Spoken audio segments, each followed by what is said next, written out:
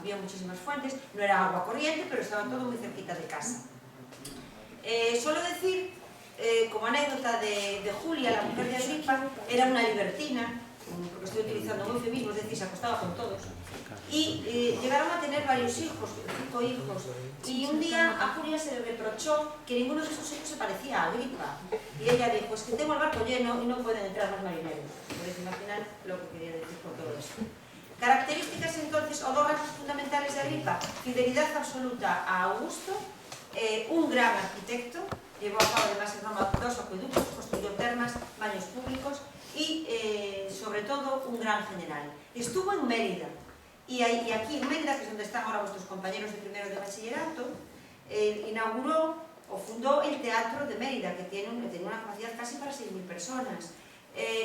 Mérida ya sabéis que se llama así por Emérita Augusta, es decir, ahí iban aquellos generales, aquellos soldados, incluso funcionarios que habían llevado a cabo hazañas importantes, y Augusto los quería recompensar. ¿Cómo los recompensaba? Dándoles una parcelita en Mérida. En aquella época era la capital de Lusitania, por su ubicación, por su clima, en un sitio que gustaba, se vivía bien, y se le llamó eso, Emérita Augusta, donde iban los eméritos. Actualmente, si oís alguna vez la palabra emérito, sabed que se refiere a profesores, no de instituto, que sí debiera haber, se lo digo, sino de universidad, que ya tenían que estar jubilados, pero por sus méritos los dejan estar dando clases 4 años más y siguen cobrando como si estuvieran en activo, que de hecho están, aunque dan ya unas clases de un valor más elevado, ¿no? Dirigen tesis doctorales y tal. Esos son los eméritos.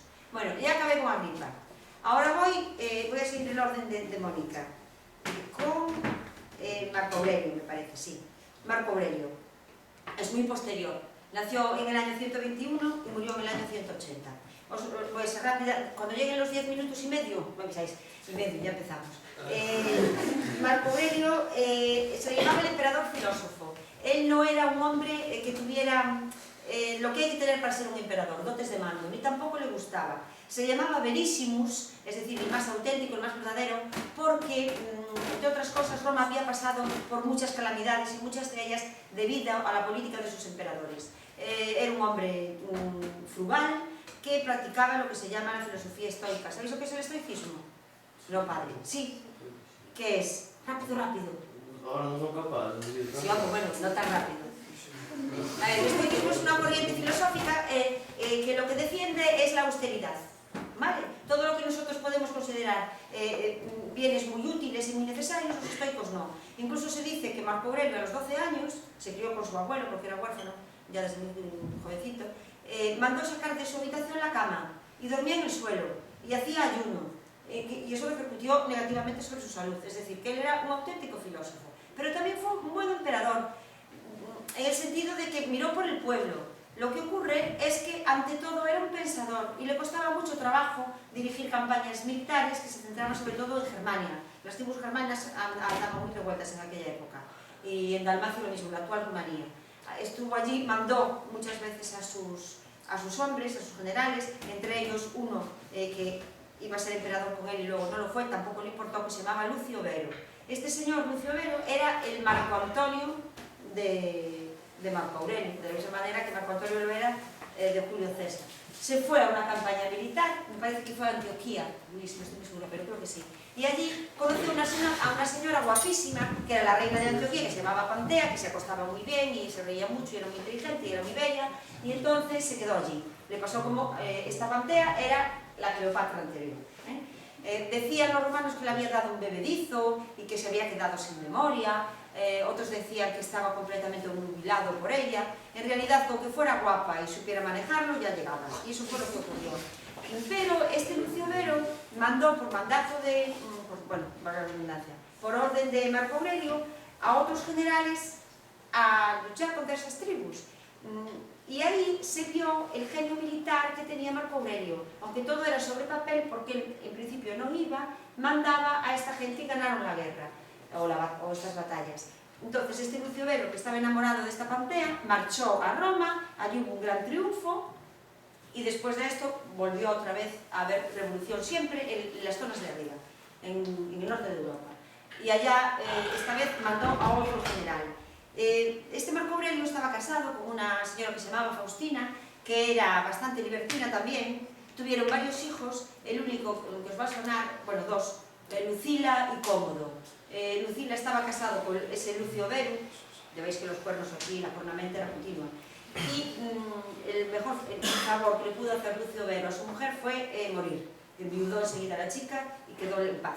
Y Cómodo era el hermano gemelo o mellizo mejor de otro que murió muy prontito al nacer. Y Marco Aurelio en un principio tenía, si visteis Gladiator veis a Cómodo, mucha afición a su hijo, lo quería mucho y quería que fuera su sucesor. Pero Cómodo era un hombre sin moral y ya desde adolescente lo que más le preocupaba era el aspecto físico. Se vestía muy bien, cambiaba muchas veces de ropa, hacía mucho ejercicio físico y además era un gran admirador de los gladiadores y luchaba muy bien en la arena. De hecho, se dice que murió en la arena. Ese es Cómodo, que fue su sucesor. Solo decir que Marco Aurelio, durante sus campañas, escribió un libro precioso que a mí me encanta, no sé lo que opinarán los profesores de filosofía, que se llama Las Meditaciones. Está escrito en griego, él manejaba perfectamente el idioma griego, la lengua griega, perdón, y se decía que, bueno, lo digo yo, no es desde el punto de vista literario no es un crack, pero desde el punto de vista de la moral sí, es el primer tratado de moral que se conserva y que influyó muchísimo sobre la moral occidental. Y ahora ya voy con Trajano, fue el mejor emperador que hubo en Roma, es anterior a Marco Aurelio, fue un gran emperador, un gran estratega, un gran político, un gran administrador y además nació aquí. Era oriundo de Itálica. Itálica es un pueblo, ahora está en Santiponce, a 7 kilómetros de Sevilla. Fui yo con mis alumnos en alguna ocasión a ver teatro y es una pasada, tienen también circo. Tenéis que ir a Itálica. Bueno, pues él era ciudadano romano, evidentemente, era hijo de funcionarios romanos, era funcionario y administrador. Trajano, voy muy rápida porque ya me queda muy poquito, ¿no, niños? ¿Cuánto me queda? 3 minutos. Bueno, pues nada, solo decir que llevó a cabo gran cantidad de obras en Roma, hizo el puente más largo sobre el Danubio, baños, bibliotecas y además dio algo que no ven los políticos actuales. Cuando el pueblo está contento, el pueblo marcha y la nación se desarrolla. No se quedó ni un céntimo, todo lo gastó en Roma y en sus ciudadanos y llevó a cabo una política social impresionante, que fue la que se llama los alimenta y las anúa, es decir, había varias veces al año, unos señores repartían pan, mantas y casas, entradas para el anfiteatro, para el circo, para la gente que no podía. Es decir, que la política social de Trajano fue impresionante. Tan importante fue este hombre y tanto lo quisieron los romanos que después de su muerte todos los emperadores que eran nombrados, es decir, cualquier hombre que era nombrado emperador, a ver si lo explico bien de una vez, tenía que decir esto ante el Senado, o mejor dicho, oía esto del Senado, que si eres tan afortunado como Augusto, que fue el primer emperador, y tuvo que luchar contra muchas cosas porque nunca había emperadores hasta ahora, hubo reyes y hubo república, que, digo, y ya acabo con esta frase, que seas tan afortunado como Augusto, pero tan bueno como Trajano. Y ahora lo que os diría es que le diréis un aplauso a las personas que os llevan, porque ir de excursión no es ninguna broma, organizar una excursión es terrible. Entonces, aunque no están aquí, al final, no ahora, le damos un aplauso a Mónica, a Alfonso, que ya escapó, y a María, que también escapó. Y ahora ya me callo. Ahora tú ya, Luis, tranquilos.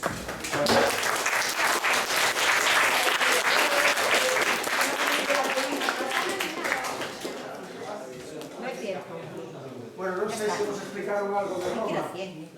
Algo da cidade, do plano da cidade, ou algo así como que era non hai moito tempo, é imposible falar de todos os monumentos de Roma nunha hora. Entón, o que intentarei será explicarvos un pouco por que é tan difícil perderse en Roma. É dicir, porque Roma está diseñada de tal forma que é moi fácil moverse por ela, ainda que sexa unha cidade un pouco, bueno, unha cidade bastante grande, non? Eu centrarei fundamentalmente na Roma de finais do século XVI e comezos do século XVII, o que sería a Roma barroca. Durante a Idade Media, Roma non pasa, e moito menos pola súa mellor época, de feito perde moitísima poboación. Hai unha certa recuperación a partir do século XV pero é sobre todo na Idade Moderna cando Roma reaparece un pouco como cidade importante, como cidade con un certo empaque. Xa no século XVI, na época do Renacemento, os papas que se convertiron nesa época no equivalente aos emperadores romanos, como os alcaldes da cidade, os homens que dotaban a cidade de grandes obras, de grandes infraestructuras, sempre ca idea de deixar unha gran obra na cidade máis importante da cristiandade. Todos os papas intentaban deixar a súa impronta na cidade.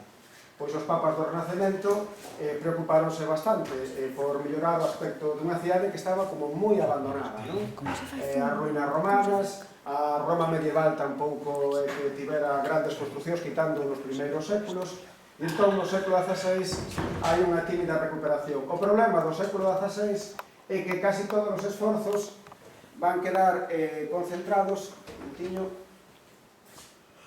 se move isto, xa que estamos aquí. Van quedar un pouco, vese un pouquinho, van quedar concentrados aquí, nesta zona que vedes aquí, que é a Basílica de San Pedro. Houve plans moi ambiciosos para mellorar o sistema urbano de Roma, para cambiar un pouco o plano de Roma, pero esos plans non se concretaron prácticamente ata finais do século XVI, porque a Basílica de San Pedro foi unha basílica que requiriu moitísimo esforzo económico. Tardouse moito tempo en facer, houve que cambiar, vamos sacar a foto esa de aquí, houve que cambiar varias veces o seu diseño porque tiña defectos estruturais moi graves, e entón realmente ata finais do século XVI non se remata a Basílica de San Pedro, e a fachada non se remata ata un pouco máis adiante. Pasan por ela varios arquitectos e entón eso consumiu os esforzos dos papas do século XVI. Ao final do século XVI vai gobernar Roma. Lembrade que Roma formaba parte dos estados pontificios, que eran territorios controlados polo Papa. Vai chegar ao papado Sisto V. Sisto V pódese considerar o pai da Roma moderna. É un papa que vai gobernar durante un certo tempo e vai sentar as bases da Roma actual, no sentido de que él sí comeza a establecer un plan organizado, un plan racionalizado, que crea un novo callejero, por decirlo así, un novo sistema de rúas, un novo sistema urbano en Roma. Cal era o problema que tiña Roma? Pois o problema fundamental de Roma nesta época era que moitas rúas romanas de época clásica desapareceran, no seu lugar instaláranse rúas novas por riba, e entón había un trazado extremadamente anárquico, rúas moi pequenas, calexas, patios interiores, edificios que, este tipo de rúas que podemos ver, por exemplo, no casco vello de Santiago tamén, Só que, claro, Roma era moito máis grande, entón era moi caótico. Roma recibía moitísimos peregrinos, era unha cidade que tiña que, digamos, diseñarse para acoller unha cantidad importante de xente, había varios edificios importantes, fundamentalmente as catedrais, tamén algún edificio clásico nesta época, e había que buscar a forma de conectar esos edificios importantes, para que a xente se poidera mover dunha forma máis ou menos cómoda por Roma, se poidera orientar con moitísima facilidade e, polo tanto, non houbera demasiados problemas de circulación, por decirlo así. Entón, o que fixo Sisto V foi encargar a unha serie de arquitectos un novo plan urbano, e ese plan urbano vais acometendo nos anos sucesivos. O plan non se remata durante o reinado deste papa, sino que continúa nos papados seguintes e vanse sucedendo tamén arquitectos. Primeiro Maderno, Fontana, logo son os dous Bernini, Borromini, unha cantidad importante de arquitectos que non só diseñan edificios, sino que tamén diseñan todo o entorno urbano. É dicir, os edificios son pensados para ser construídos en determinados lugares, para embellecer plazas, para embellecer as rúas principais, etc. Realmente Roma cambia radicalmente o aspecto nesta época. Se vos fixades na parte alta da cidade, máis ou menos por aquí, temos o que se chama a Praza do Popolo. Unha praza, como vedes, dunha forma elíptica, a elipse é unha forma que gusta moito aos arquitectos barrocos, e desa praza parten varias vías, fundamentalmente tres. Esas tres vías que van cara ao sur van comunicando a Praza do Popolo cas principais monumentos romanos. Hai unha vía, non sei se vedes aí a vía do Corso, que é a do medio, esta que vedes aquí, Se vos dades conta, esa vía vai baixando cara ao sur e esa vía chega prácticamente ata a zona dos foros. Bueno, si prácticamente, chega ata a zona dos foros. É dicir, podías partir desde a Praza do Pópolo e despois de percorrer varios kilómetros, pero sempre en línea recta, que era importante, sin ter que desviarte, chegabas á zona antiga de Roma. Outra vía, que é a vía que vedes aí a Riquerta, que sería esta que vedes aquí, vai máis pegada a ribeira do Tíber e tamén comunica a Plaza do Pópolo con outras zonas importantes, non? Queda moi cerca da Plaza Navona, que veremos despois, queda relativamente cerca do Panteón. Logo había outras vías que saían desas prazas e comunicaban os outros edificios, non? Pois Santa María Maior, que sería este edificio que vedes aquí. Logo, cara a outro lado, cara a zona do leste, pois teríamos San Lorenzo Extramuros, Santa Constanza, edificios máis antigos. Cara ao sur teríamos San Xoán de Letrán, San Pablo Extramuros tamén, é dicir, as típicas basílicas que recibían a maior parte dos peregrinos que iban a Roma, non? E gracias a este sistema de vías era moi fácil moverse pola cidade, orientarse con facilidade e non perderse. Para dar máis unidade así pasamos agora a foto satélite, a ver que rápido vai, para dar un pouco máis de comprensión a todo este trazado, o que se fixo foi, digamos que, uniformizar os sistemas urbanos, no sentido de que todos estes edificios principais, todos estes edificios importantes, ian a estar rodeados de prazas. E nesas prazas sempre debía haber outros elementos característicos, que son as fontes e os obeliscos. En Roma había, por redor de, son 11 obeliscos, non, Ana? Por aí, máis ou menos, traídos en época romana, e o que fixeron en época barroca foi cambialos de ubicación. E entón colocaron eses obeliscos nos lugares que se consideraban lugares de interés, non? Igual que se hoxe nos metemos no Google e aparecen marcados un determinado icono os elementos máis importantes da cidade, pois os arquitectos do barroco fixeron o mesmo cos obeliscos. O obelisco é alto, o obelisco pois é fácil de detectar e a súa presencia indicaba que aí había algo importante. Entón, os peregrinos que iban a Roma non tiñan máis que seguir os obeliscos, non? Donde temos obeliscos? Pois temos obeliscos diante da Santa María Maior, temos obeliscos diante de San Pablo de San Xoán de Letrán, temos obeliscos na maior parte das plazas, e logo, se non había obeliscos, tamén aproveitaron cousas que xa estaban construídas, como, por exemplo, as columnas da época romana, as columnas esculpidas, non? Entón, temos a Praza da Colona, que é unha praza na que hai unha columna erixida nos tempos de Marco Aurelio, non? Sí. Do emperador romano. Temos a columna Traxana, que está tamén situada na parte máis alta dos foros, non? Aproveitaron ese elemento vertical, ese elemento facilmente identificativo, que desde lonxe asemellas un pouco os obeliscos egipcios e que cumplían exactamente a mesma función, non? Entón, temos que todas as prazas van ter sempre, ou casi todas, van ter obeliscos, van ter fontes e van ter igrexas. Algúnas son igrexas importantes que xa estaban ali, como as grandes basílicas, outras son igrexas que se fan neste momento e outras son igrexas pequenas que xa existían. Vaise dar, ademais, unidade estilística a todas esas rúas, é dicir, esas rúas van ter todas o mesmo tipo de edificios, non? Mesmo no caso de que sexan igrexas anteriores, pódense facer dúas cousas. Ou túmbase a igrexa, que é unha animalada, evidentemente, e construes unha igrexa barroca, ou para forrar custos o que fan é simplemente cambiar a fachada. É dicir, fais unha especie de fachada telón, un decorado, non? O interior da igrexa sigue sendo gótica, renacentista ou paleocristiá, pero por fora é barroca. Por qué? Porque hai que manter a unidade estilística. Roma refúndase como cidade barroca e o aspecto que debe ter Roma para a xente que ven de fora é o de barroco. En Santiago tamén se fixe unha cousa parecida a unha escala infinitamente inferior, lóxicamente, non?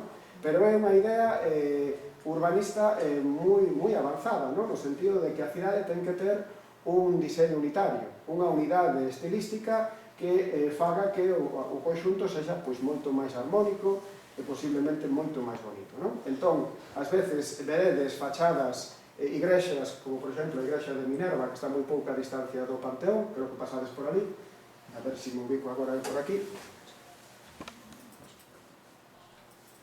Sí, aquí tedes o Panteón, a ver se carga con un pouco máis de velocidade.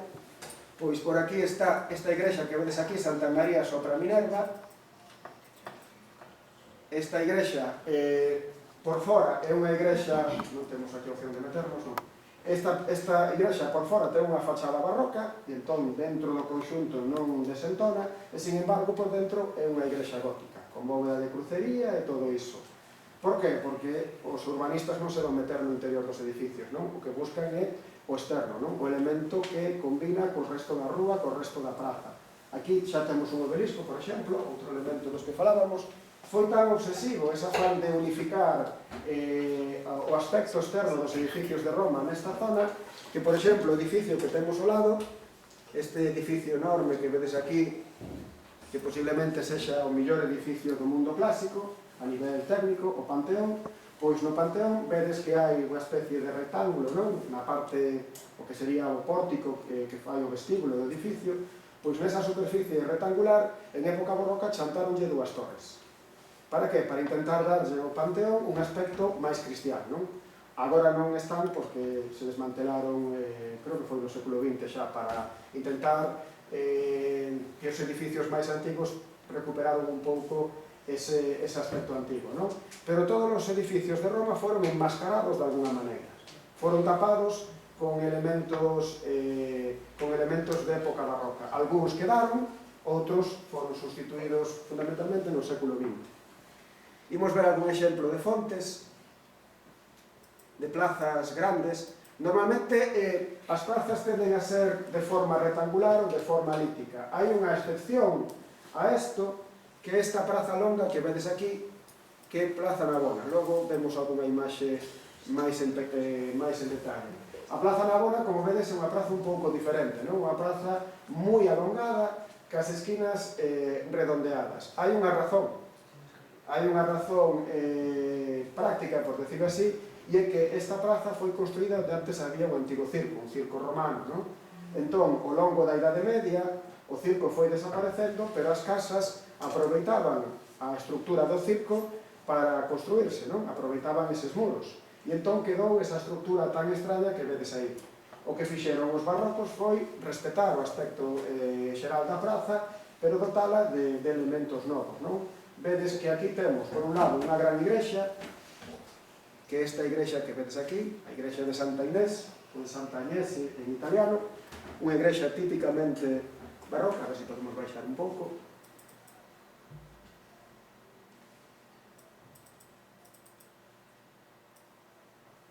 E logo temos, xusto enfrente da igrexa, temos unha gran fonte, e nesa fonte temos chantado xusto no centro un obelisco. É dicir, aquí combínanse os dous elementos típicos do urbanismo do século XVI, non? As fontes e os obeliscos. As fontes romanas non pensedes que son fontes normais, son sempre fontes espectaculares, con moitísima arquitectura. Porque lembrade que o urbanismo tamén esconde propaganda, non? Tamén esconde unha idea política. Os papas, cando acometen estas obras, estas grandes reformas que son moi caras, tamén queren deixar, como vos decía antes, unha impronta do seu poder. Entón, este tipo de monumentos públicos van ser sempre espectaculares para recalcar ese poderío dos papas, non? Esta fonte que vedes aquí, en concreto, se dá tempo vemos algunha foto, é a fonte dos 4 ríos, non? Que simboliza a fonte dos 4 ríos? Pois basicamente o dominio da Igrexa Católica sobre a terra, non?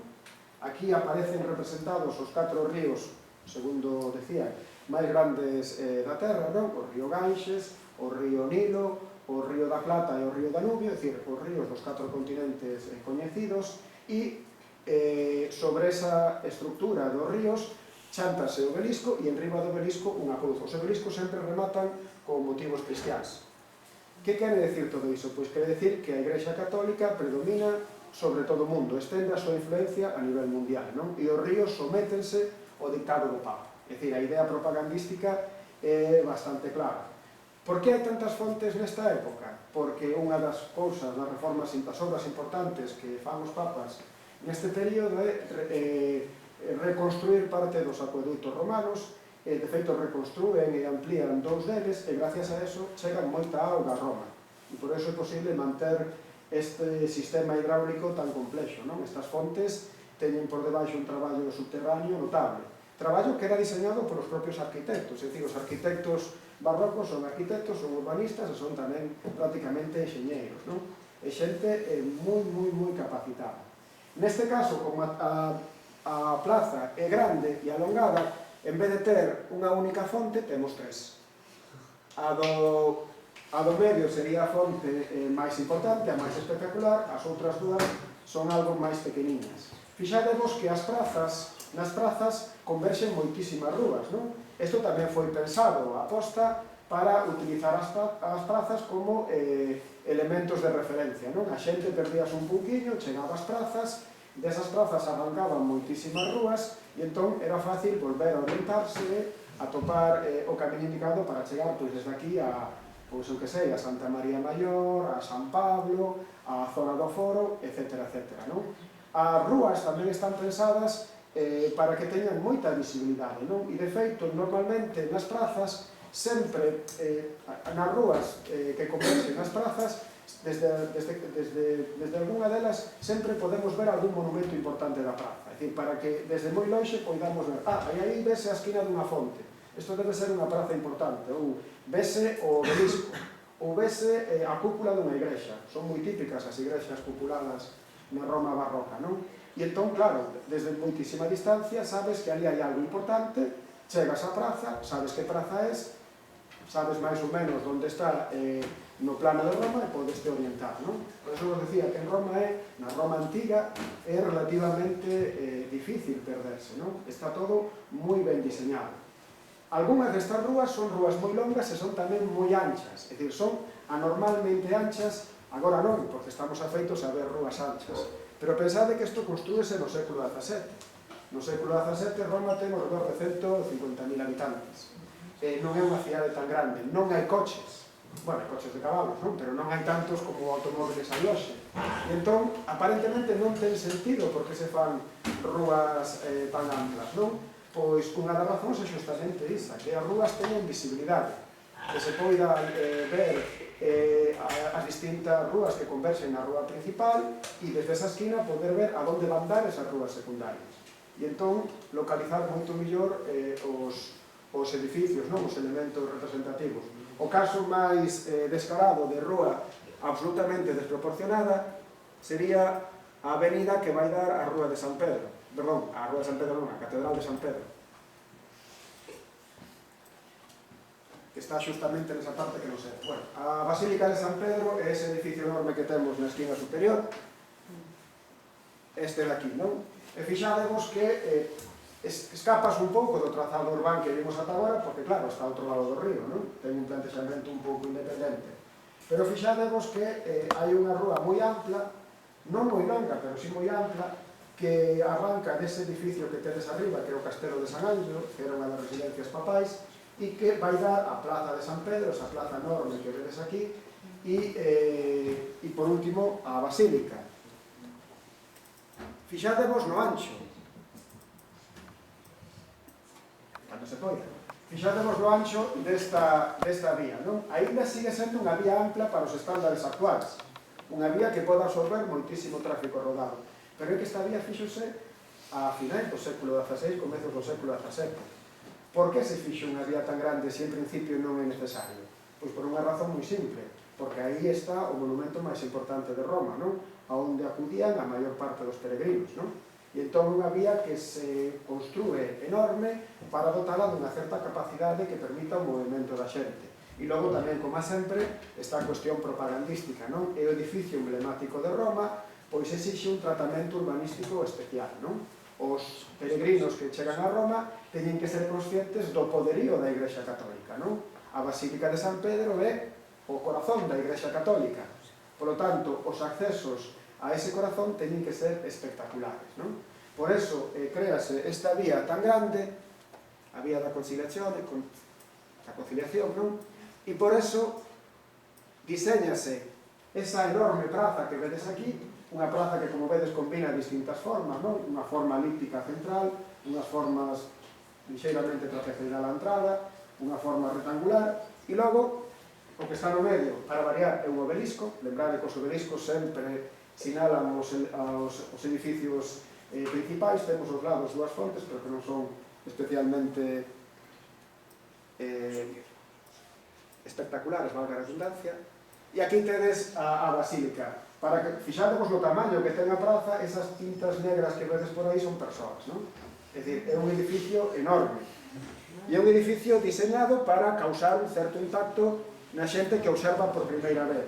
Desde que chegamos ao Castelo de San Ángelo, vemos aí de frente a fachada da basílica, vemos a fachada, sabemos que aí está a Basílica de San Pedro, pero justamente a forma elíptica impide que a xente poida apreciar o tamaño que ten a praza ata que non entra nela. E entón créase un efecto tremendo, buscas un pouco o shock do espectador, non? Que o espectador chega ali e diga, bueno, podría decir unha palabra un pouco grosa, pero vamos, que quedara bastante sorprendido polo tamaño desa enorme praza. Unha praza que, ademais, ten esa forma como lixeiramente elíptica, como se houbera unha especie de brazos, non? Que se proxectan da Basílica de San Pedro e que abrazan os cristiáns que ali chegan, non? Tamén hai un elemento simbólico de unión entre o papado, a igrexa e a comunidade cristiá. É dicir, sempre con ese elemento de propaganda, de exaltación da igrexa católica. Logo temos outras plazas, saímos un pouco, baixamos un pouco o zoom, que visitaredes. Levade zapatillas porque creo que ides andar bastante. A ver se saímos por aquí.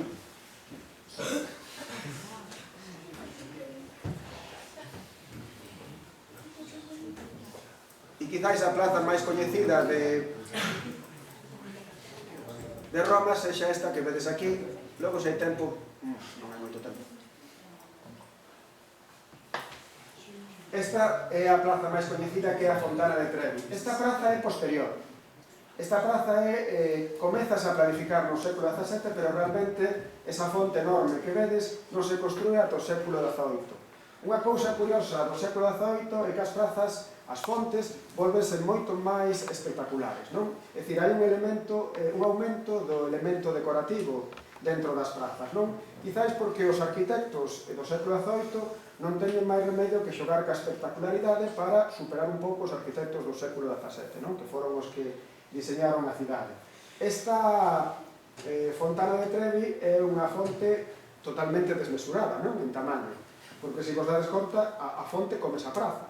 É dicir, a praza é minúscula, a zona onde pode estar a xente. Básicamente son as rúas que van flanqueando a praza. Aquí aproveitouse pois unha esquina que quedaba máis ou menos libre para construir unha fonte. A fonte xa existía previamente, construíse a primeira no século XVI, pero era unha fonte moi pequenina, non? Entón, os papas sucesivos intentaron pois darlle a esa fonte un empaque cada vez máis monumental e ao final foixedes bastante a man, non? Porque é un edificio, é unha fonte monstruosa, que está, bueno, monstruosa de tamaño, quero decir, non a nivel estético.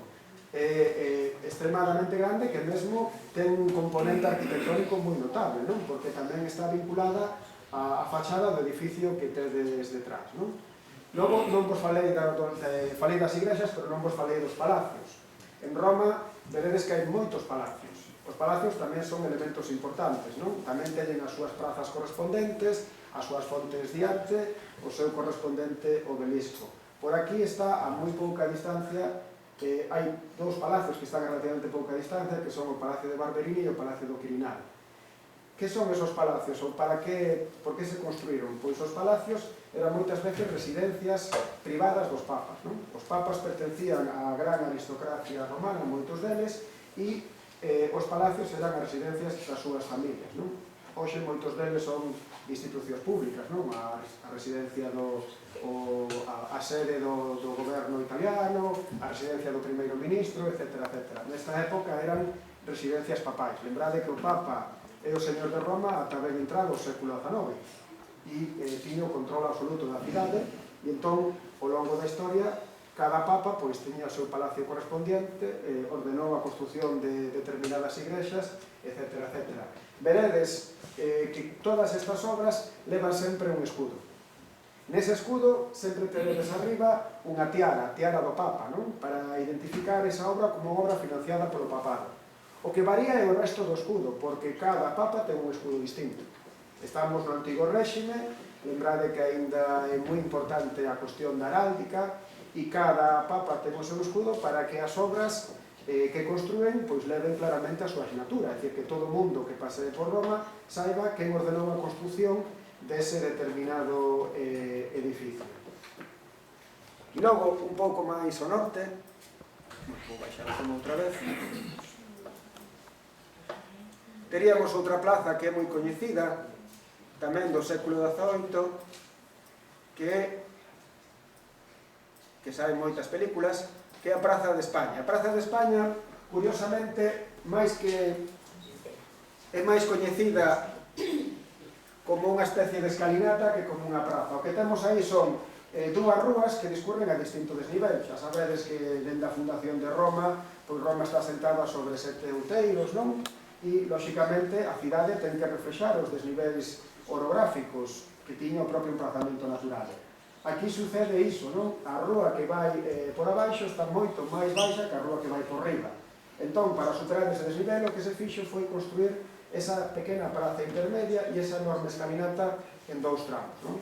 Que é a foto que tedes aquí arriba. Non sei se se pode ver. Bueno, esta é a praza collida desde arriba, non? É unha zona onde se concentra tamén bastante xente. Esta rúa, a rúa que pasa por aquí, tamén é unha das rúas importantes de Roma, e é unha rúa que vai dar primeiro o Palacio do Quirinal e logo a zona sur da cidade. Non sei se vai ver o reloj, creo que xa non nos queda moito máis. Non sei, queríamos falar, bueno, comentoume Mónica que falar unha cousa da Plaza Navona, non me movo xa porque como a internet vai un pouco lento. Na Plaza Navona conteivos que había unha fonte, a fonte dos 4 ríos. Nesta época había dous arquitectos moi bons que se levaban extremadamente mal, que eran Bernini e Borromini, non? Eran dous arquitectos que pugnaban por ter as millores obras e normalmente sempre gañaba Bernini. Pois ben, na Praza Navona, curiosamente, traballaron os dous. O proxecto inicial, o diseño hidráulico da fonte era de Borromini, pero logo deronlle o traballo da fonte a Bernini, a Borromini pareceulle fatal. Logo, para compensar, Borromini foi o que fixo a igrexa. Pois ben, hai unha anécdota que di que unha das figuras da fonte, esas figuras que simbolizan, personifican os ríos, está mirando cara a catedral, cara a igrexa de Santa Inés e facendo así. Según dei a tradición, eso é unha broma que fixo Bernini para fastidiar a Borromini, non? Como dicindo, Dios, que se vai caer esa igrexa do mal construída que está, non? Decían que era un chiste. Non é verdade, entre outras cousas, porque a fonte é anterior á igrexa.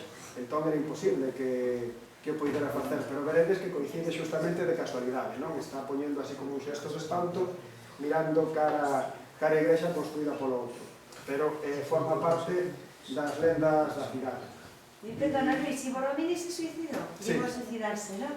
Era un tipo raro. Era así bastante toxo, levábase mal con todo o mundo, estaba moi deprimido porque sempre gañaba outro, e entón, polo visto, discutiu co criado porque non lle quería encender as velas da habitación, unha cousa así, e entón, para fastidiar, clavous unha espada.